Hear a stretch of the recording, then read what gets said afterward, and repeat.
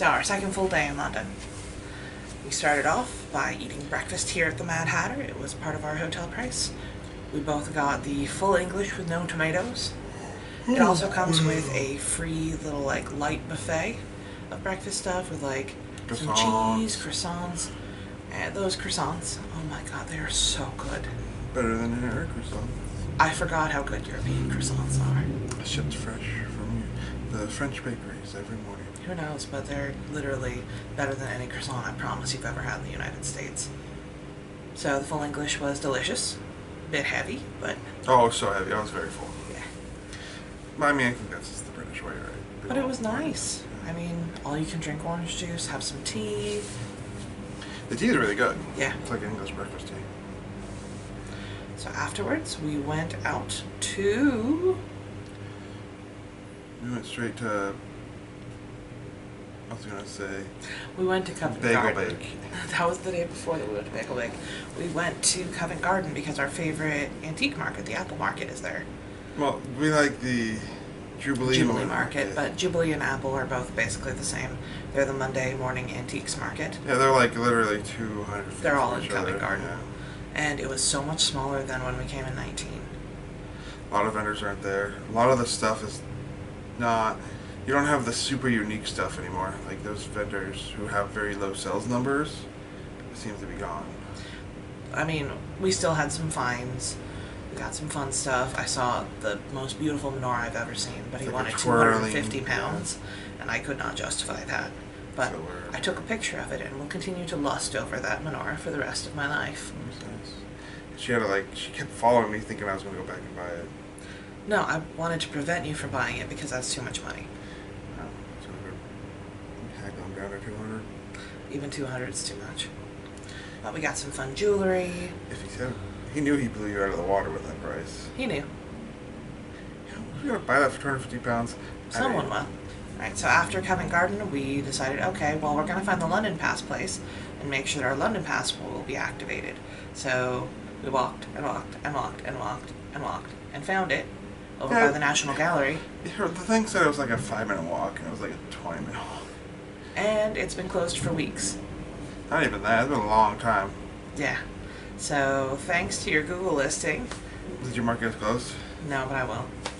But yeah, so that was fun. So I was super hot and... Oh, when you call the number, it calls Germany. No, it called South Africa. Was it South Africa? Yeah, it was South Africa. And then when you call the American number, they're not open yet. Then when you call the UK number, they also said they weren't open yet when they said that they had opened almost an hour before. So that was fun. But we decided, you know what, we're going to make our way over to the zoo. So we took a decently long bus ride. We said if we get there and and the London Pass doesn't work, screw it, we're just going to pay. Because it was like a 25-minute bus ride, and it was hot. We sat on the upper part of the double-decker, which was fun. They're hotter up there. Yeah, it's so much hotter. The thing was that we are here during the UK's biggest heat wave to date. So we arrived at the zoo, and... The bus was... Oh, yeah, we did you'll probably see the video of the recording of the bus, though, so... Well, yeah, that'll have been before this. I know, you would have seen it. This was fun. It was long, so long. And it felt like the bus was sitting at stoplights forever. It was like, come on. Well, we went up, like, Regent Street and saw all the shopping. There's no bus stop close to... the zoo. Yeah, like, the closest one is... It's like a 10-minute walk. Yeah, it's like, why don't you guys just put... I think you can't get a bus right in front of the zoo. I'm sure they would. I don't know. So we went into the zoo. A lot of things were closed due to the heat. Yeah. My favorite monkey exhibit and my number one reason for going to the zoo was closed. Oh, I thought it might be because of COVID, but... No. I checked. It's been open. But it's a super bummer because you literally walk through the monkeys. And they can climb on you and stuff, too. They don't generally. Yeah, they generally just, like, jump over your head. We went to the aviary. We saw the penguins. We didn't see the penguins. The penguins. We saw the penguins. Yeah, the penguins. Oh, I love their penguin exhibit. Their penguin exhibit's incredible. And then there's one that was like hanging by the glass, but standing. Like, no, you can get pretty close to swimming ones, but like this one was right there, and like it was the closest I've ever been to a penguin. I was like this far away. That was very fun. No, with glass. Like if I just put my head over, he was just like right there below me. Yeah, the glass is pretty low on it, so it's fun. It was super hot. It was hard to enjoy the zoo when it was that hot. I mean, last time we went because when it was hot, but I don't know. There were some places that was nice and cool or cooler, but it was just overall it was just kind of miserable. Like, I had fun, but I don't think we would have had fun doing anything because it was just too hot. And then we walked over to Camden. Also, they had a splash pad, but it was full of naked children. Yeah. Something we are not. So we got some ice creams and then headed over to Camden Market, walked along the canal. It was pretty. Yeah, nothing like good old brain freeze when it's 100 degrees out. Yeah, Phil was not doing well in the heat, but we also hadn't eaten anything. Well, I was good at the zoo. It was the walk to Camden that. Which was almost fully in the shade, too. Yeah, they just smashed me for some reason. Well, it was really hot. So we walked over to Camden, picked up some food, got some fettuccine Alfredo made in the big wheel of cheese. I think it was so all good. Over Instagram. We wanted the mushroom one, but he was out. He was out of mushroom, he was out of ragu. He had truffle, but I'm not a big truffle fan. And then we walked over and got the world's largest slice of thinnest pizza I've ever eaten. I've eaten tortillas thicker. Yeah. But it was thicker fun. than the whole pizza, not just the crust. We walked through all the food stalls and people were offering samples and Phil was like... I only ate 2 samples. If it wasn't so hot and we weren't wearing masks, you would have destroyed the samples. Yeah, there was one where it was, there are like 4 Chinese takeout places down the same aisle or alley, with almost one like on the each exact corner same food. and no distance between them, and it was all the same food, and they were like yelling at you and like and pointing sticks of food at you. Eat this, and it was like they were like it was so intimidating. It was like whoa, a little overly, but It was fun though.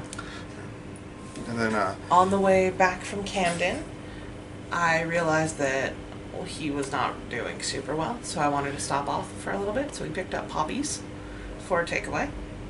Gave him a chance to sit, and we got a wide variety.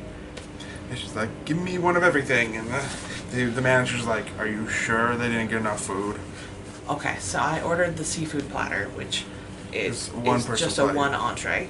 And I asked the girl, hey, is that going to be enough? And she said, yeah, it's just a nibble on, right?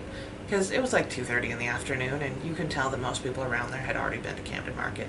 And that's exactly what I wanted, was just like a little nibble platter to see. Just get a flavor of everything I everything, yeah. Their calamari was pretty decent. I wasn't upset about anything that we ate at Poppy's. Because The we didn't fries eat were at a little- Poppy's, we brought it back. The fries were a little weak, but The fries were weak, but that's because it had been half an hour since we made them, until we ate them. well, until they put them in the thing, they might have been longer than that. So came back, Phil took a very cold shower, I took a little nap. Then we both took a little nap. Well, we slept a little bit too late, a little later than we wanted. Yeah, so we had a scramble to tickets get to Back to the Future at 7:30, and we ended up leaving the room at 6:30. Later than that. No, it was We were 6:30. 6:45 I because thought it was 6:30. yeah, because it was 6:30. One of us had to use the restroom. And it was like, uh-oh. Oh yeah. So we took Blackfriars for the first time, which is the tube station that we thought we'd be taking for most of this trip. But Southwark has just kind of been our default, which is interesting. Took the tube over. Tube's running late, full. I think it's because the Circle line and it was out and the District line was delayed. But today it was fine. Yesterday was fine today. Took the tube over, and then before we even started the show, Phil bought almost everything at the Back to the Future gift shop. There's 2 shirts and a couple sticker You packs. got one shirt. Oh, 2 shirts that you didn't get, and you Yeah, and didn't a get the sticker sticker pack. pack. Yeah. But everything else. Oh, and they you had got. a little Tech Deck skateboard. Like, why do I want to buy a Tech Deck? It doesn't even say Back to the Future on it. It just. It's the right design. Anyway, so. No, it's not. Yeah. It's the right design for the show. No, because he still uses the older style skateboard in the show with only one of the. So, what are your thoughts on the show? Back to the Future the musical, we were seated front row, dead center. Yeah, It we're was his right birthday behind present. the Conductor's head. conductor. Yeah. It was really good. Like 10 out of 10 out of 10. Like, I definitely loved that show. So Phil's super, super big into Back to the Future. It was a That's my birthday favorite present. trilogy.